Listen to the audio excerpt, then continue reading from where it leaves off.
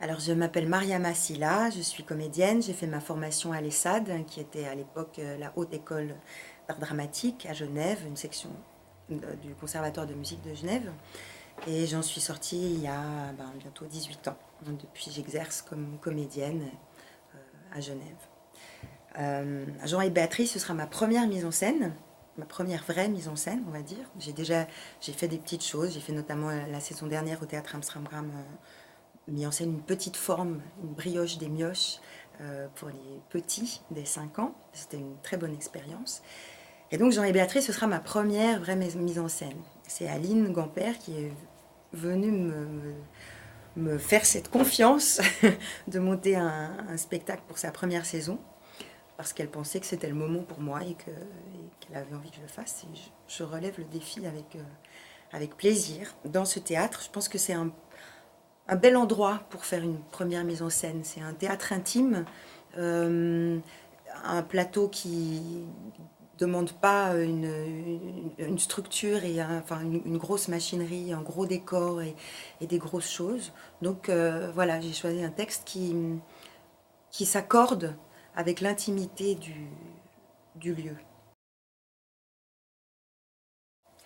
Pour résumer l'intrigue, je vais lire une réplique de, de Béatrice. On m'avait dit, quand on aime un homme, on pense moins souvent à la mort et on est moins sèche à l'intérieur. J'ai demandé, mais qu'est-ce que c'est, aimer un homme? On m'a dit, être intéressée, émue, séduite. J'ai mis une affiche, j'ai promis une récompense. Voilà.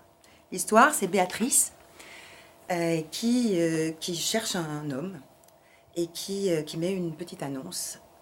Et voilà. Et Jean arrive pour obtenir cette récompense. Donc il va devoir intéresser, émouvoir et séduire Béatrice. L'intrigue est simple. En fait, Carole Fréchette repose la question de qu'est-ce que c'est que l'amour. Et puis cette jeune femme qui se sent sèche à l'intérieur désire l'amour. Voilà, ils vont se rencontrer, les défis vont être relevés, et puis on verra ce qui se passe à la fin.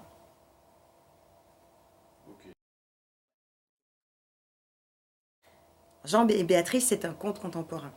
Et à travers cette histoire, j'ai envie de montrer comment, à partir de croyances qu'on a, dans lesquelles on est bercé, que ce soit les croyances des contes, que ce soit des mythes familiaux, que ce soit des histoires dans lesquelles on est ancré, on s'enferme parfois dans des choses qui ne nous permettent pas de nous épanouir. Et Jean et Béatrice, pour moi, racontent ça. Et montrent que c'est possible de se sortir de ces croyances et de se sortir de ces mythes.